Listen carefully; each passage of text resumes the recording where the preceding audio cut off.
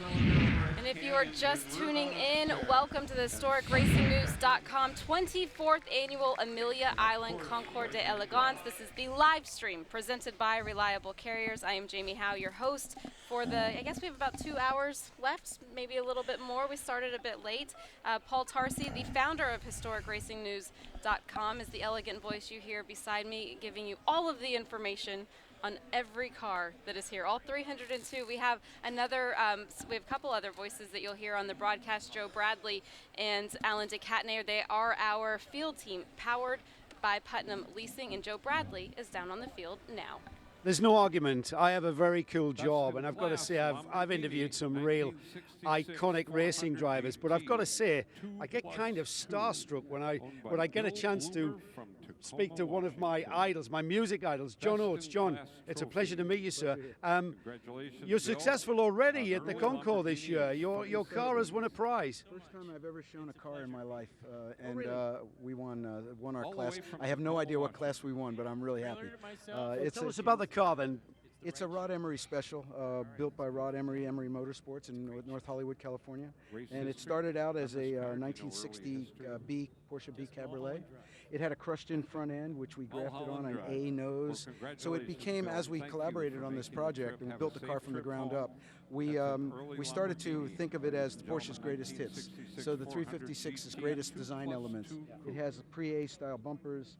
It has the sun visors from a pre-A. It has speedster seats. So what I did was I started looking into the history of the 356, trying to pick out what I considered to be the best design elements and incorporate it all into one car.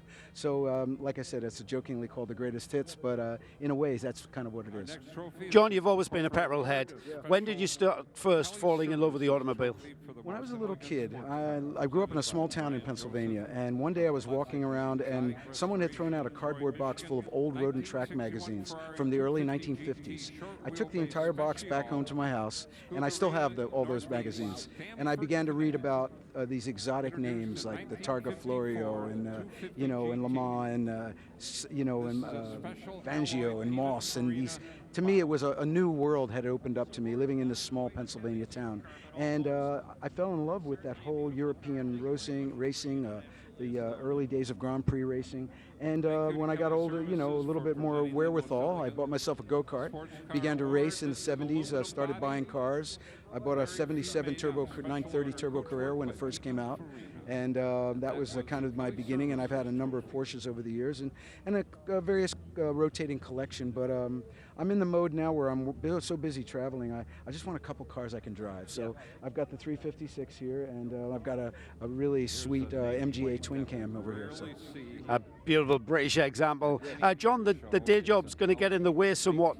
Is it this year that you guys are doing a full tour? Well, yeah, we've been touring a lot. Daryl and I have actually toured so much in the U.S. that this year we decided to go outside the country.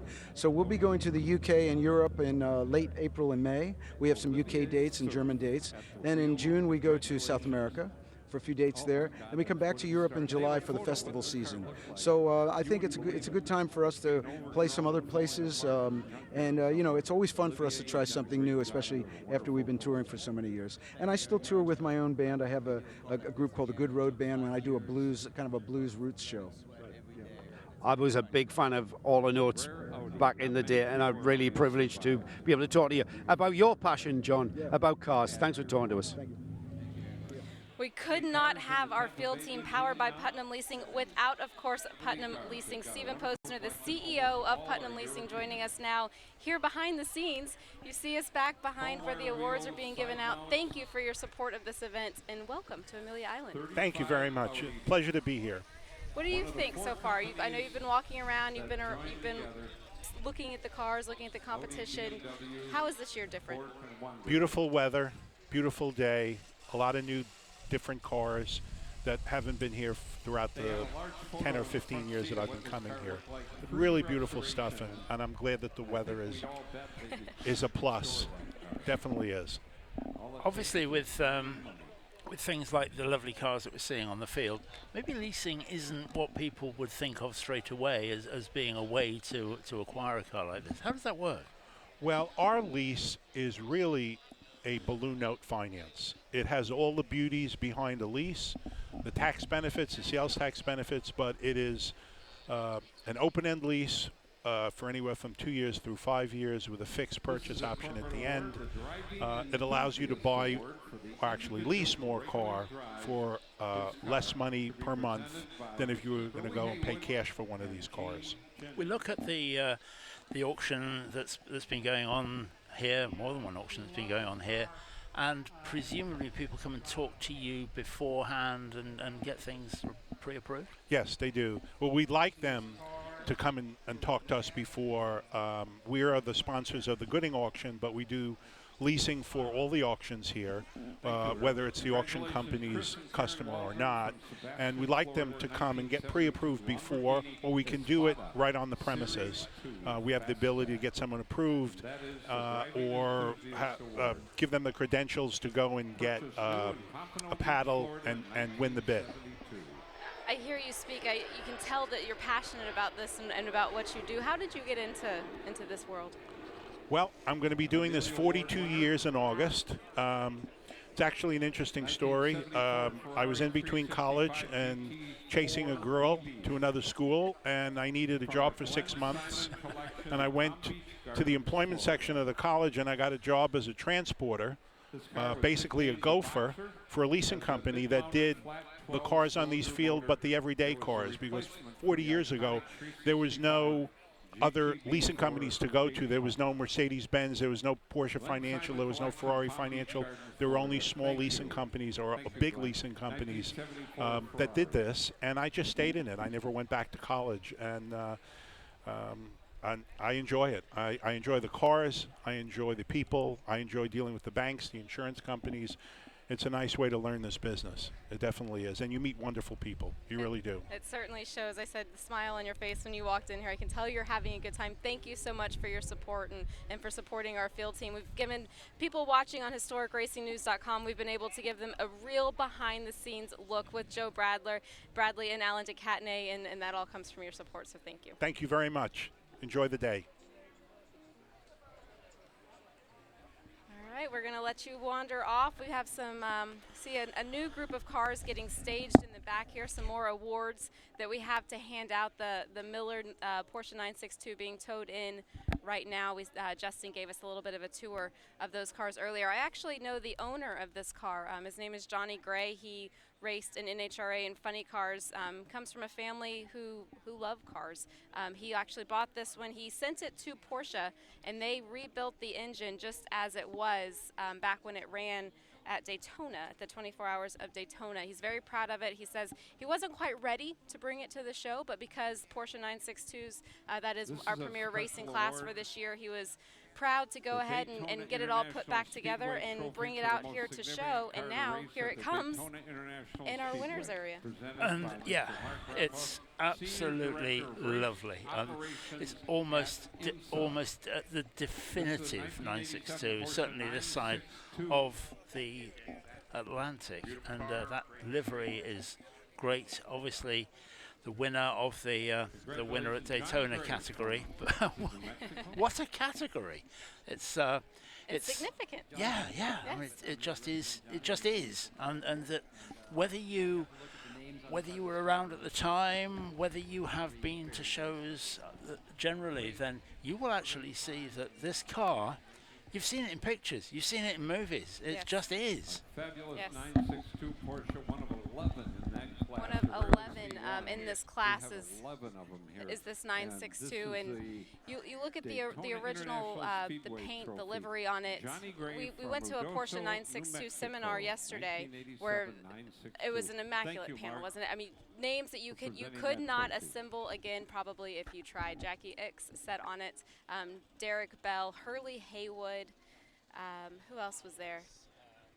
We had Jochen Mass on. We had the whole and anybody who had anything to do with it, including of course Alvin Springer, who was the man behind the scenes in some ways. And you just look at that car, and there are three names on the side of that: Bob Wallach, Mario Andretti, and Derek Bell. Derek Bell, yep. Does that not just say it all? That's yes.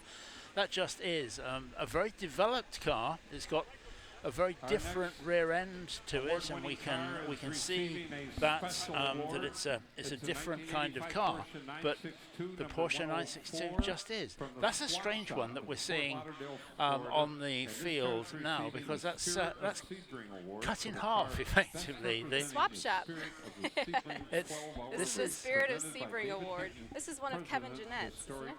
It is, as far as I know, and that car carried two different liveries, significant liveries in its life, and it's carrying both of them, which is quite an achievement.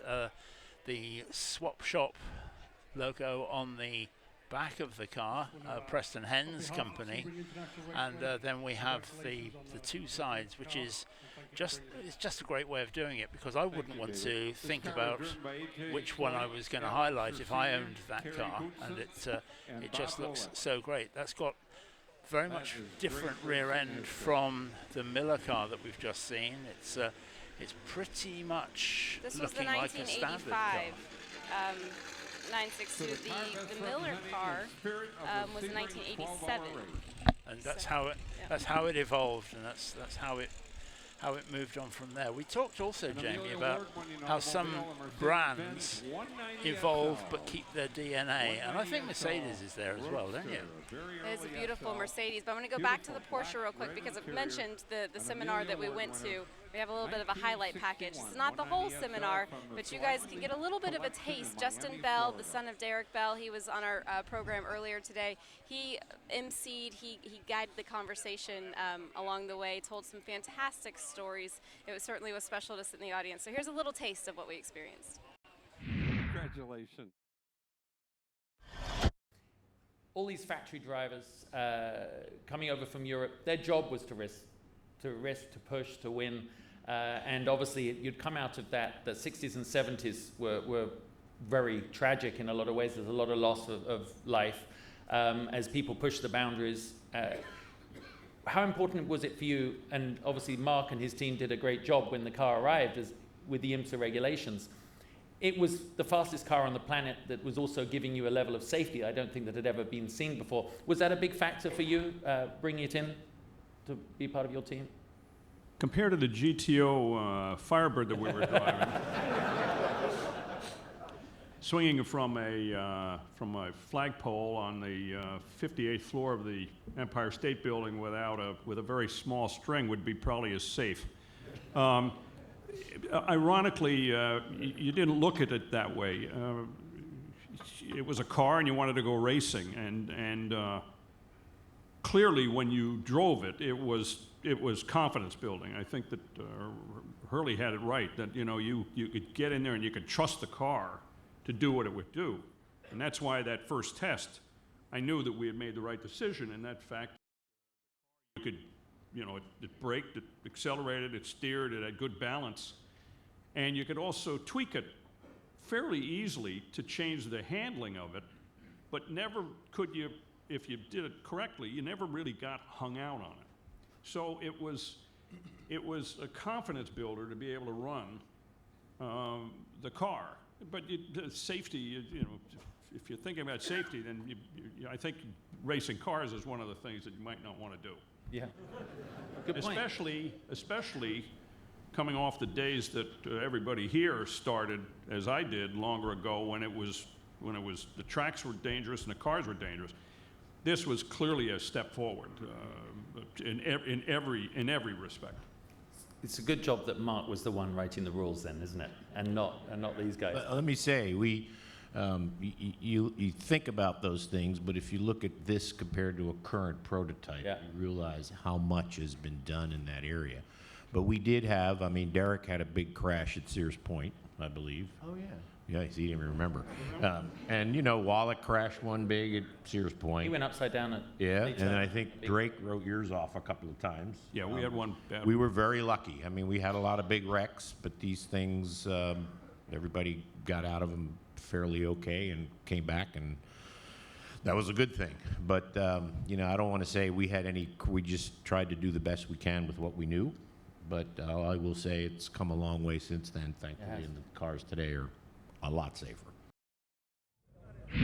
I've got to say that Porsche 962 seminar was quite something, and I felt quite a privilege and honor to be there, listening to what those people that were involved in the very history of the 962 and IMSA. It was quite something to hear their insight and their anecdotes. It was just, and it was also very entertaining. It's a must-see. Anything like that at the concours is a must-see. And also a must-see is the kind of cars we find ourselves tripping over. This 1967 Alfa Romeo T33, affectionately known as Periscopio, because of the air intake just behind the driver's head.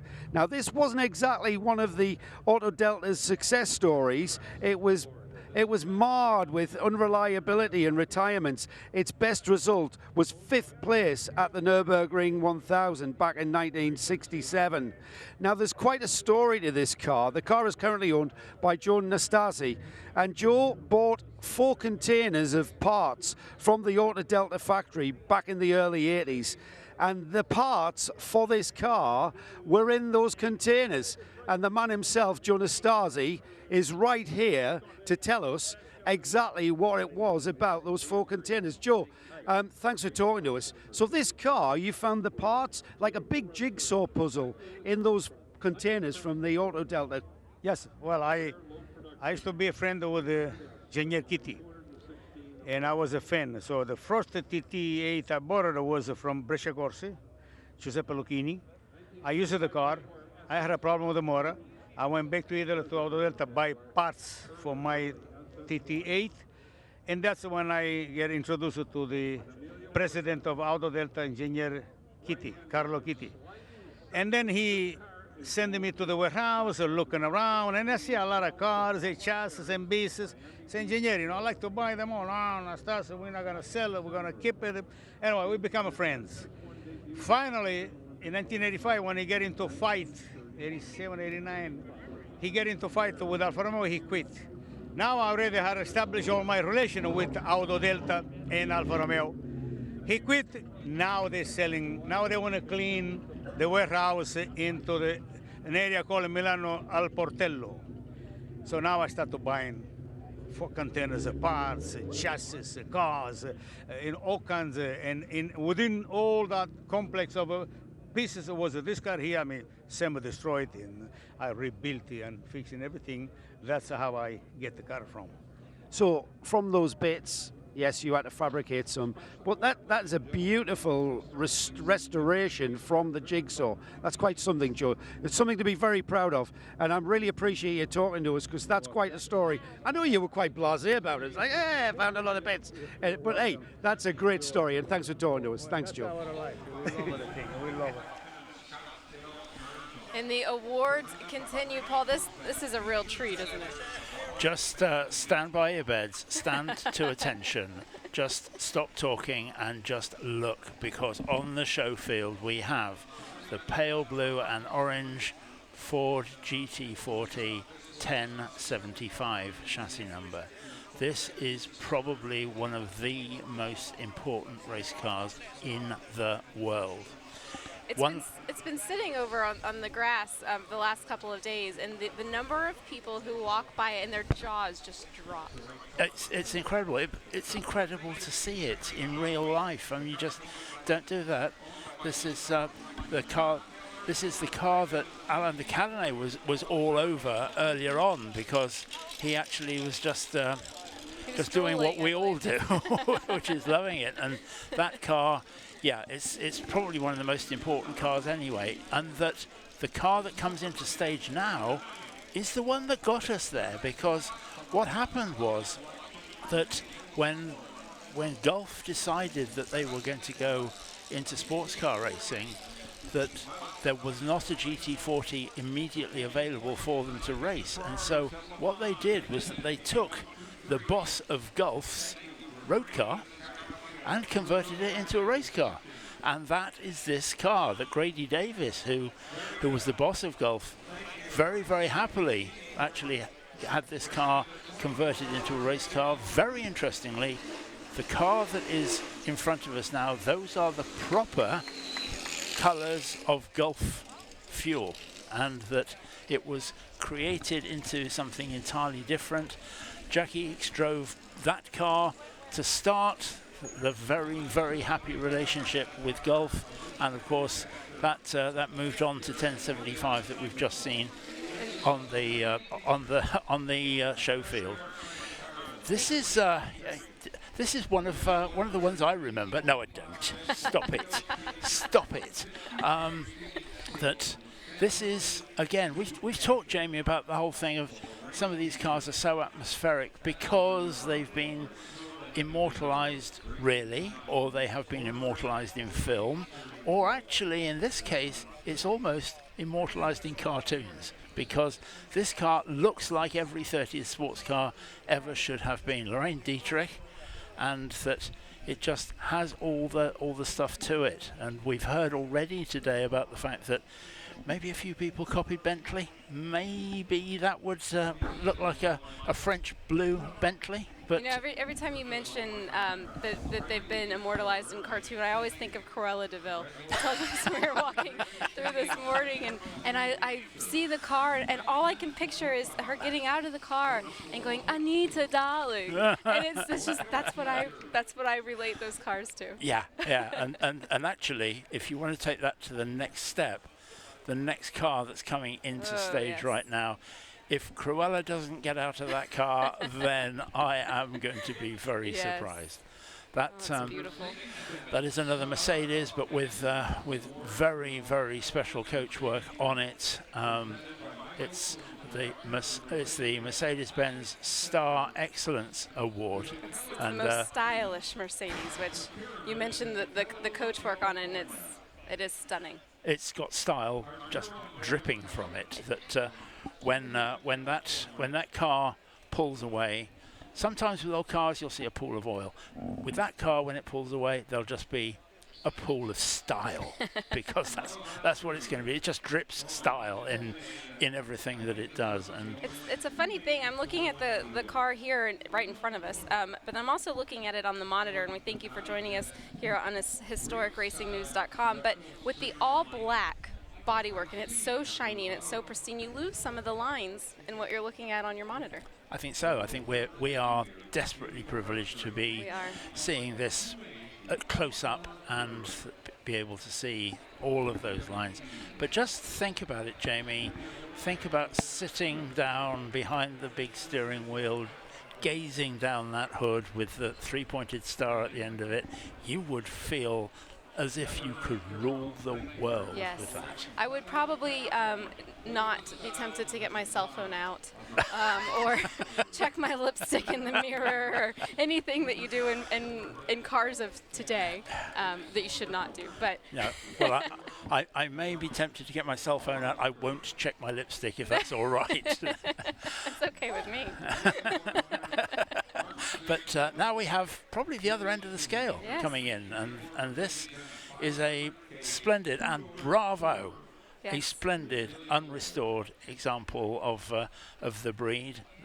That this is a genuine Mercedes 500K, almost one of the most sought after cars of any Mercedes. That it was created as the ultimate sports car, big supercharged engine under there, and what we have here is a completely unrestored car. It was built in 1934. And look at it. I mean, you can tell it's in the original. Yeah, I don't think that's I think that's original paint. I would imagine it's original upholstery, and I love that. I think that it's just nice to see where that's been. And we've talked a bit over the course of this broadcast about the roads and the way those cars lived when they were meant. Mm-hmm. Look at that, and just think of that in 1934, driving down either the spare wheel right there on the side. Yeah, and this is coming into stage the other end of that equation, a very beautifully restored Mercedes, and in that very, very nice dark blue. I do like that blue. And you think, I mean, from what we just saw to what we see now, this is what they would have looked like when they were new, back in 1934. So it is nice to see this But then it is, as you said, it's nice to see what they look like today.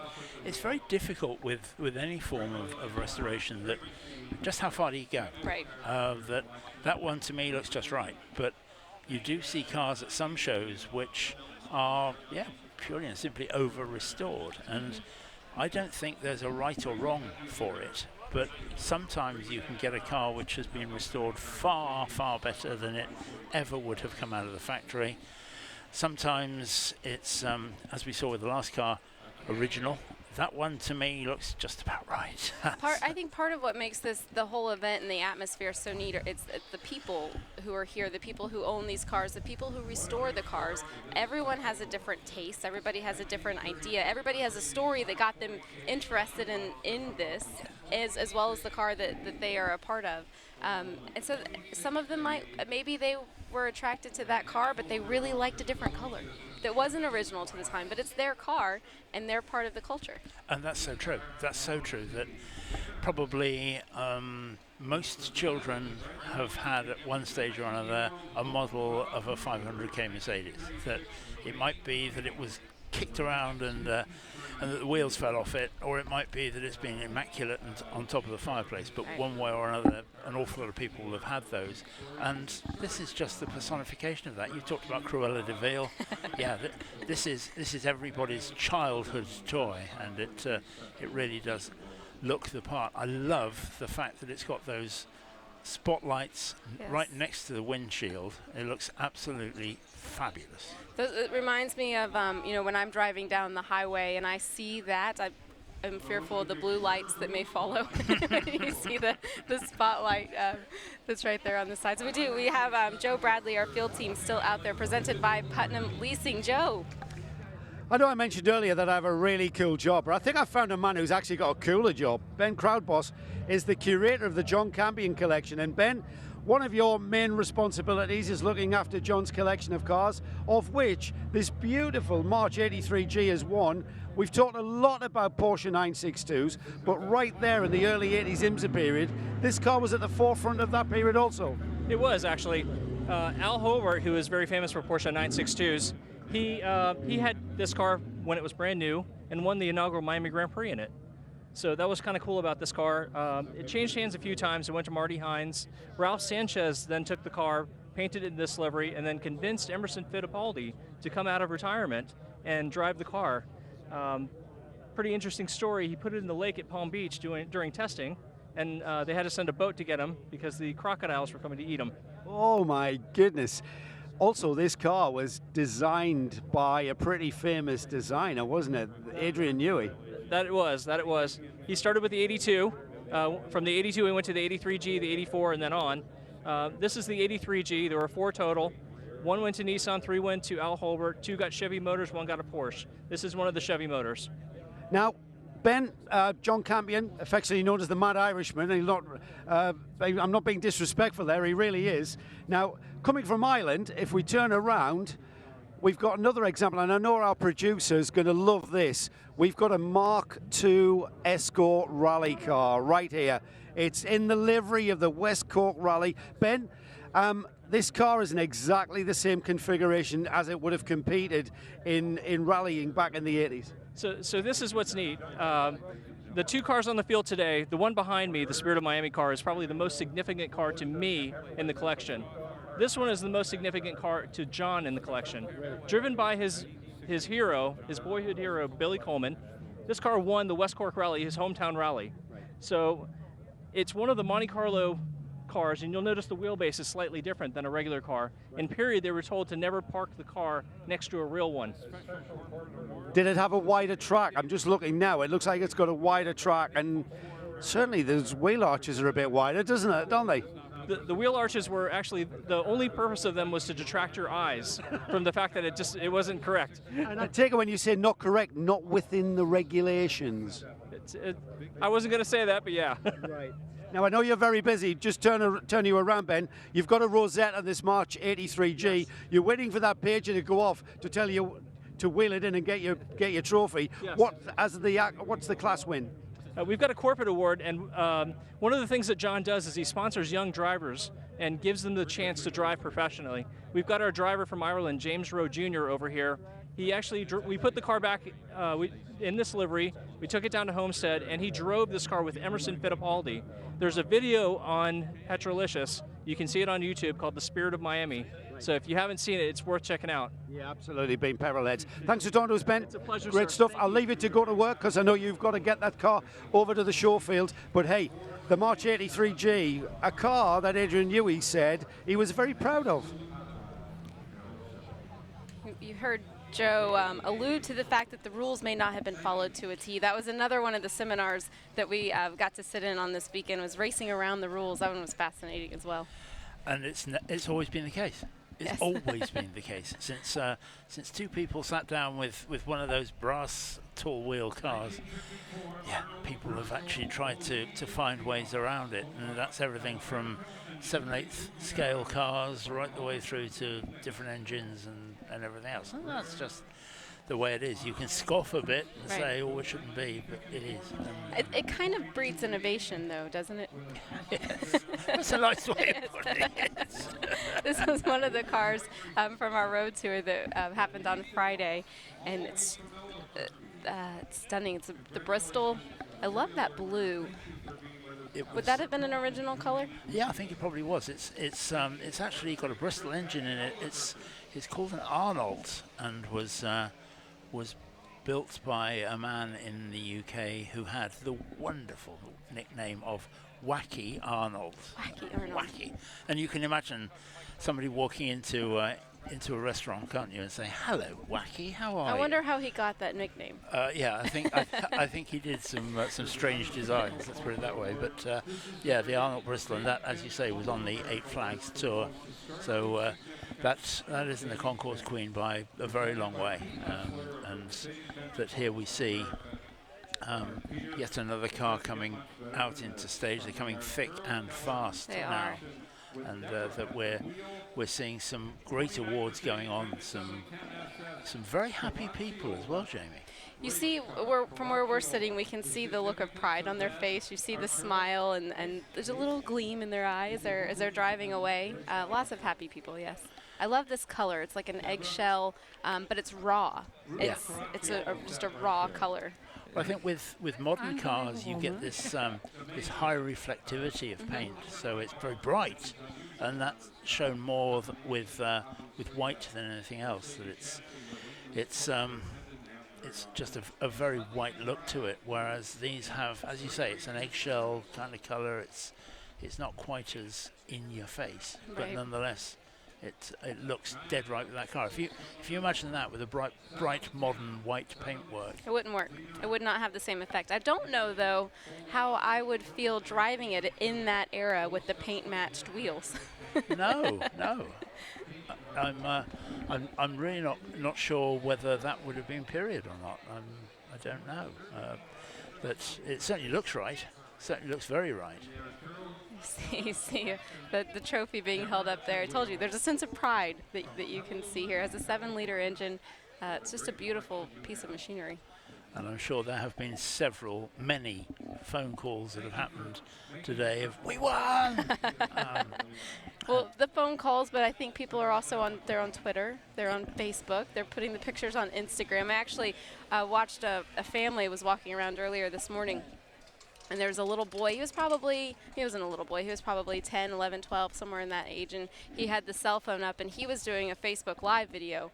But his father and his grandfather, I assume, who was walking with him, they were telling him about the cars as he was doing the Facebook Live. So it was a multi-generation. It was really a neat way to experience the event, to see the new generations learning about these cars. Wow. And that we have a class here today which is all about cars from heads of state and from important people, and we're going to see a few of those coming up as well, because those go back forever, and that's when you think of who rode in the back of this car, who sat here and did this, and that's pretty atmospheric There as was well. one. This is one of those cars.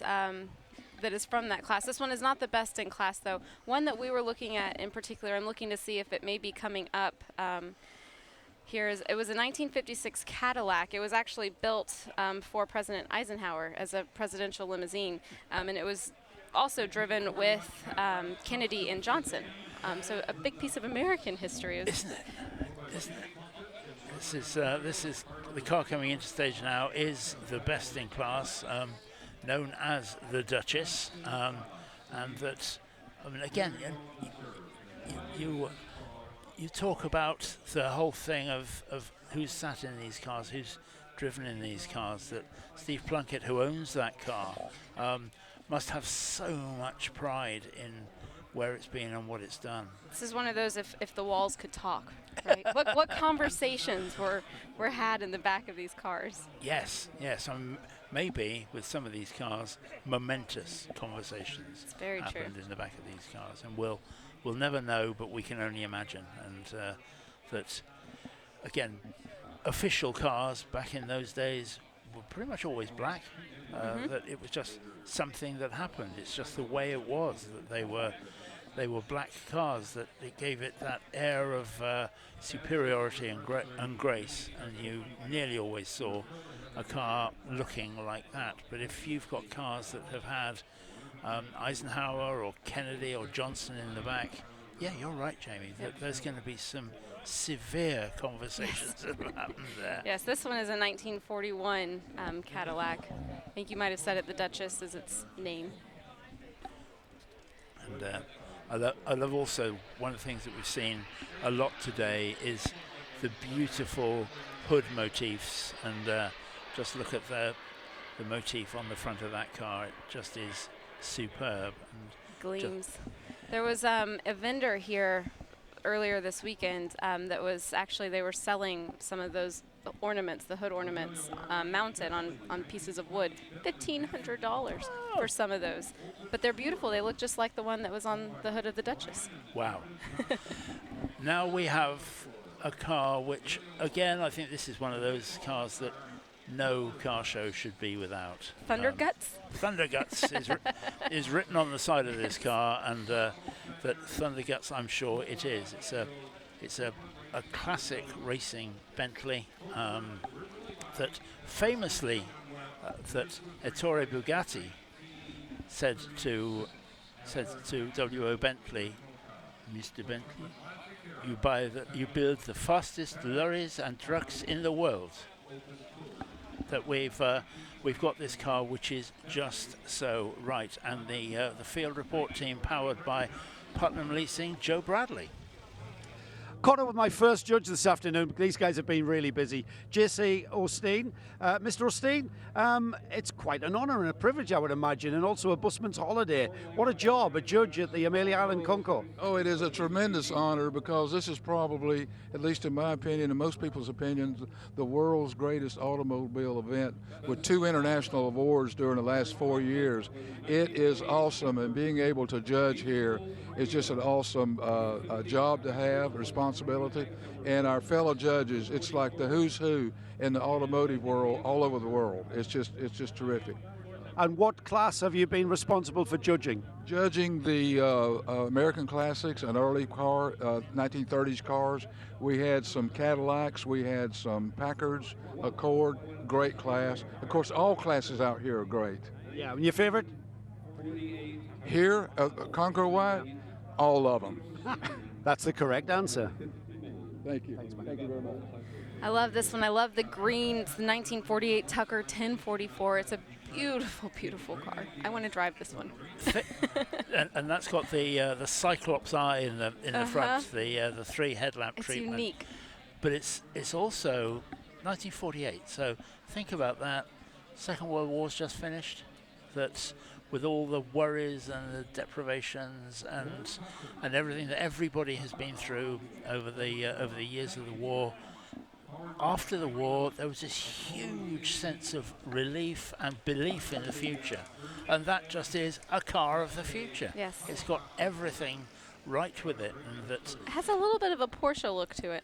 yes, it does. It does. A big Porsche, I have to say. But but yes, it may actually be a modern day Porsche. It was ahead of its time.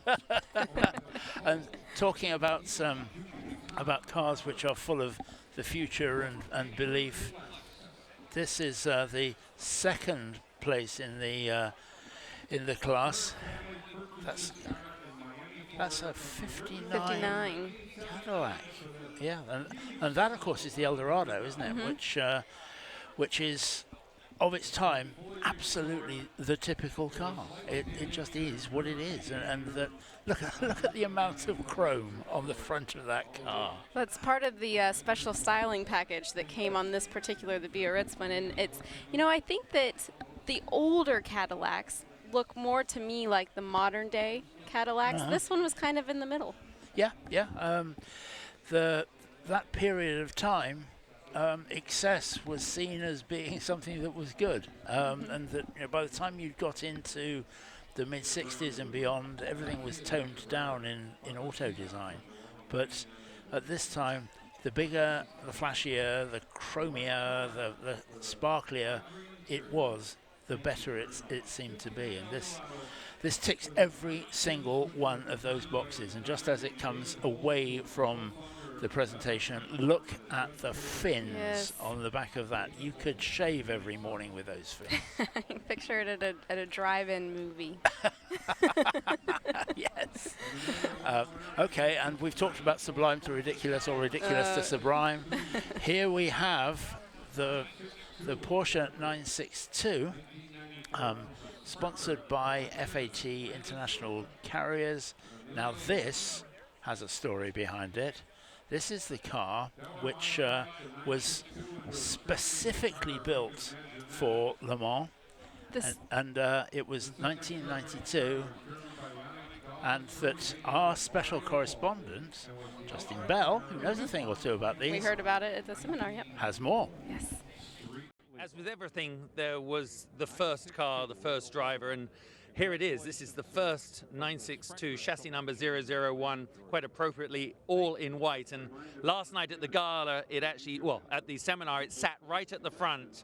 And we had the chance with Jürgen Barth at the rear of the audience to say he was the first man to turn laps in a Porsche 956 and then the 962. And it's particularly fitting that this car was here because obviously it went on to enormous success, but this one is as pure as it gets, yet the silhouette, as the cars moved through the decades, really didn't change much. And this number 36 Dow car is particularly significant.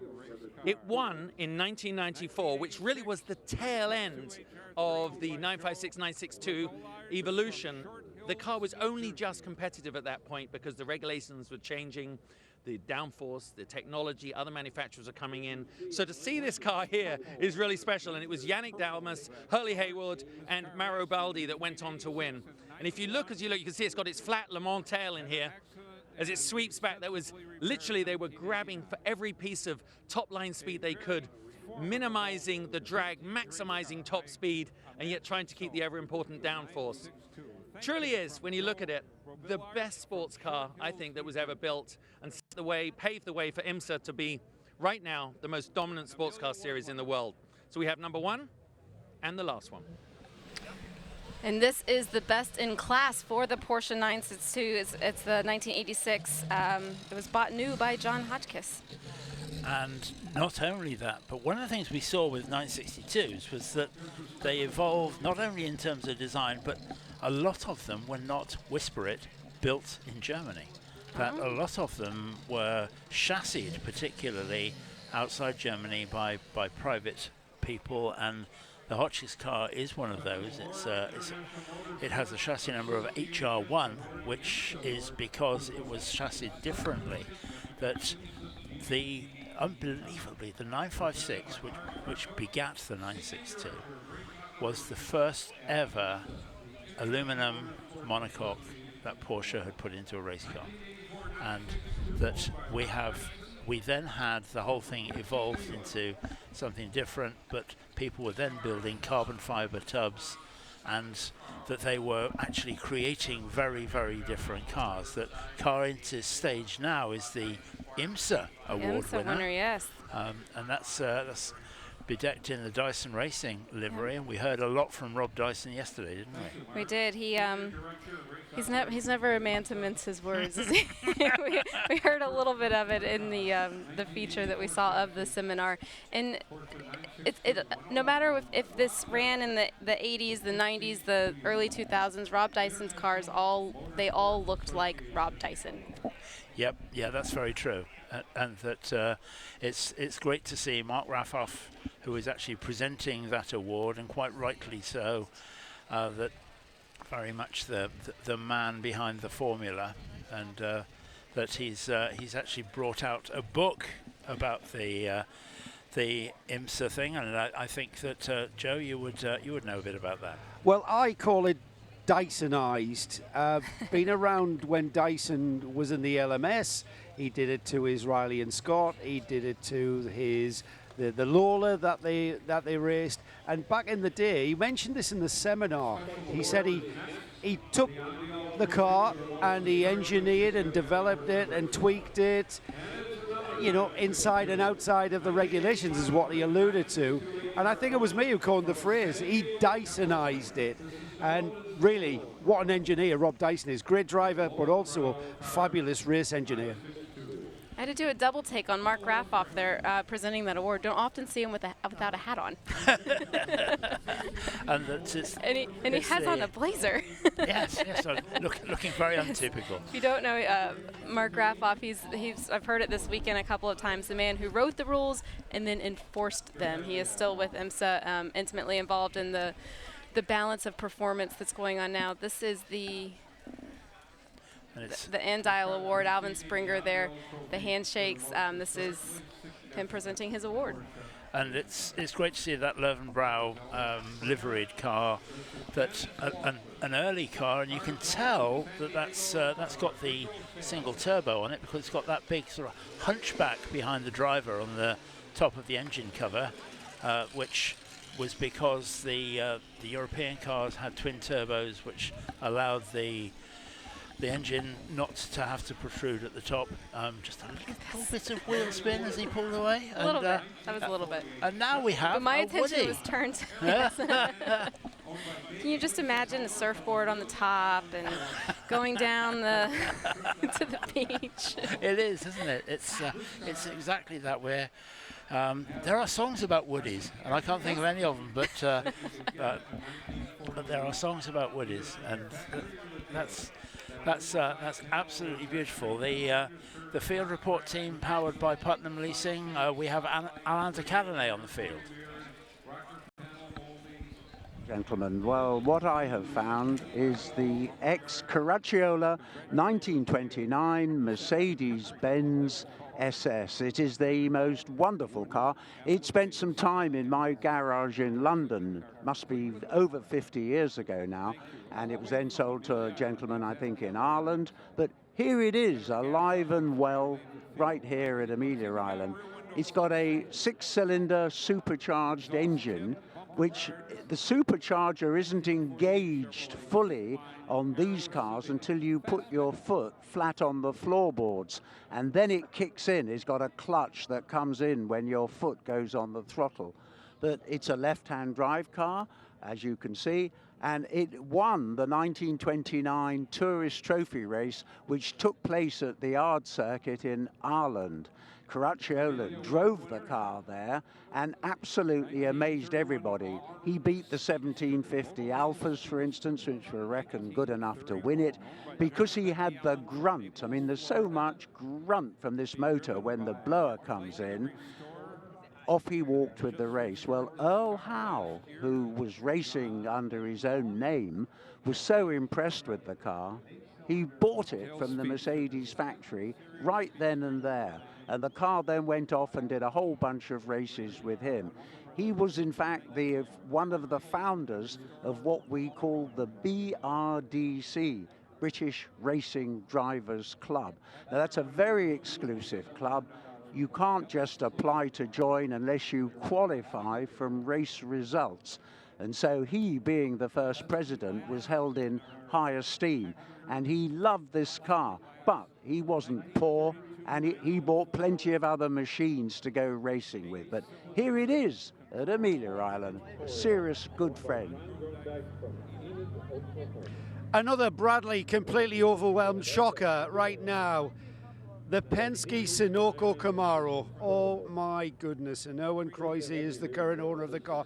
Owen, this is one of my all-time favorites. I remember nothing about the car racing in period because I'm from the UK, but I've come to love this car. Now, this car, Trans Am domination in the late 1960s, ran by and designed and probably tweaked by Roger Penske at the very forefront.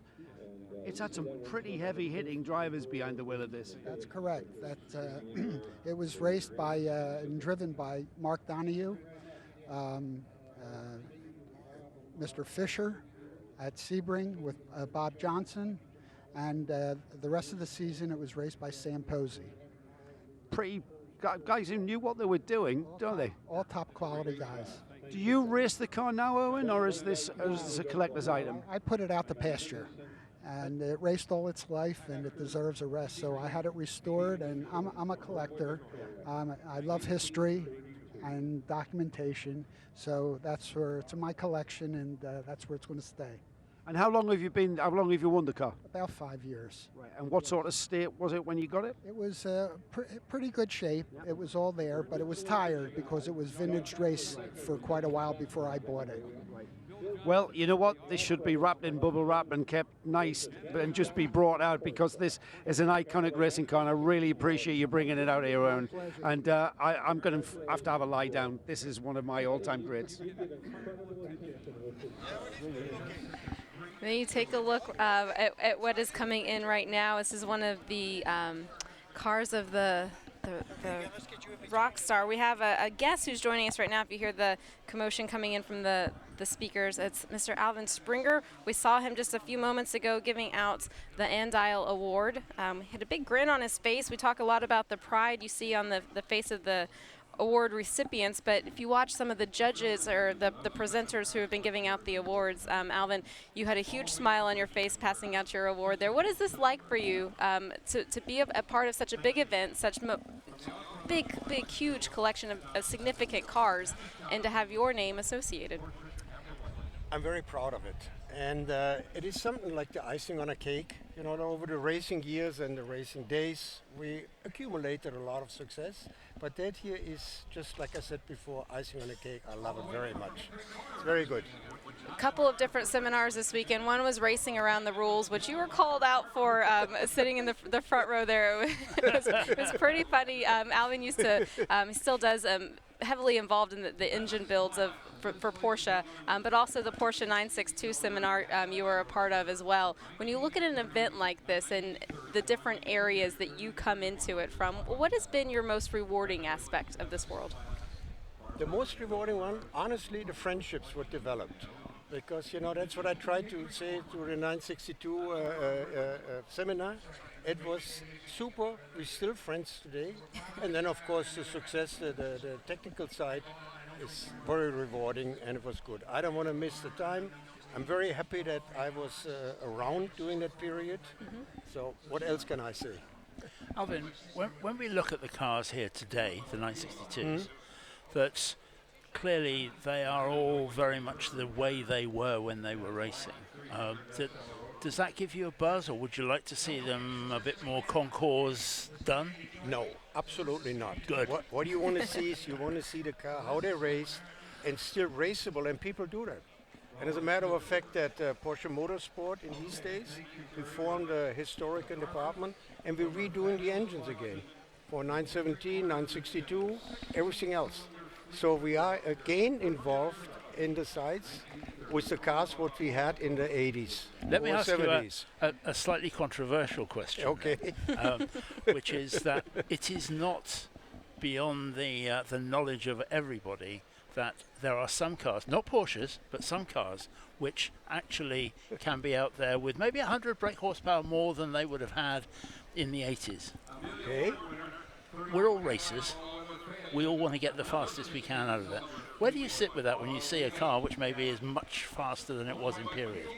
Quite frankly, there's nothing you can do because we don't run after rules in the historic side. Yeah.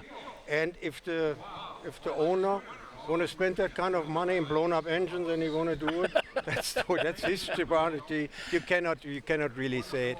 You know, it's in the other side, in the professional racing these days, the rules are pretty tight. You cannot do what we did in the 80s. So I say go for it, have a good time. Why not? I'm going to ask you another controversial question because you're a father. So I know it's hard to pick a favorite, but which was your favorite 962? 962? There's only one. Al Horvath, number 14. I have to say that. You didn't even have to think about it. No, it was just that. It was definitive. Because, that's too many memories, too many good memories about it. We've talked a lot about the historic side. Obviously, 962, the premier racing class here this year. But you're still heavily involved with Porsche and the development and the steps forward. What is next? What is the next generation going to be looking back on? I'm trying right now, you know, the guy who presented with me the non-trophy we didn't have really was Eric Blas, and I'm trying to teach him. He's around me or with me for about 38 years, so I'm trying now to give him all the knowledge what I have, and hopefully he can be the next Alvin Springer as an Eric Blas. I know Eric from the time in IMSA with the American Le Mans Series. Exactly. He's a good man for that. Of course. Yes. Thank you for joining us here today. Absolutely. Thank you for your Thank support. you very much. Thanks. All right, we're going to continue on now. Alvin, thank you. Yes. Look to see. I don't see any cars coming through the lawn at the moment. Oh, we're getting a few, Jamie. Oh, here they come. Yeah. It's just a little bit of a hold up there, but it's fascinating just hearing Alvin talking about the way that he sees the 962, and I think one of the things is, are we going to get misty-eyed about the Oricas and the Ligiers and those things in 30 years' time? It's possible. You know, I think the one that I'll personally be misty-eyed about are the Audis, the R8s. Yeah. Which is it won't be 30 years from now, will it? It'll be maybe 20. Yeah, I mean, I was calling a race at Daytona. End of last year, and there's an R8 out on the field, and yeah, it does. You go, oh, look at that, I remember that. I remember how it was. I remember exactly how it worked. We see that interestingly coloured Lancia going around the field now, black and yellow, not perhaps the colours that you would immediately think of for a Lancia, or if you're Italian, a Lancia. We've talked a bit about the various different hood, bonnet, radiator motifs that we have seen, and this probably, if there was a class for the best hood motif, then I think this might well be right up there, because this is looking absolutely great with that Lalique style glass motif on the front. It's funny how over the years things change, and what is sports related comes to it. That the tiny windscreen on that car is very much how it would have been seen, as being cutting through the air as quickly as you can. So yeah, it's just lovely.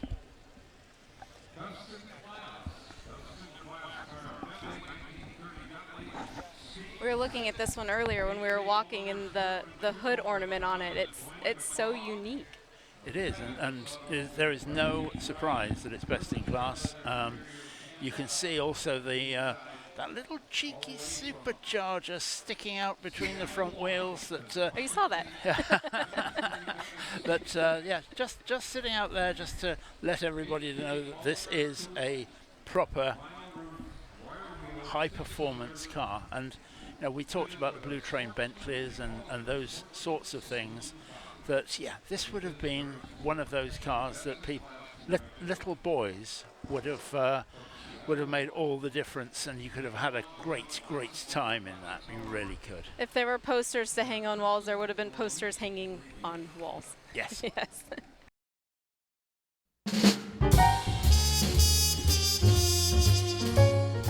You got a arrested for suspicion of violation of the Mann Act, which was transporting underage children across state lines for immoral purposes. So they finished last. I think on that note, we'll leave it there for these guys to continue with these funny tales. Here is a best Here in we show. go for the best in show.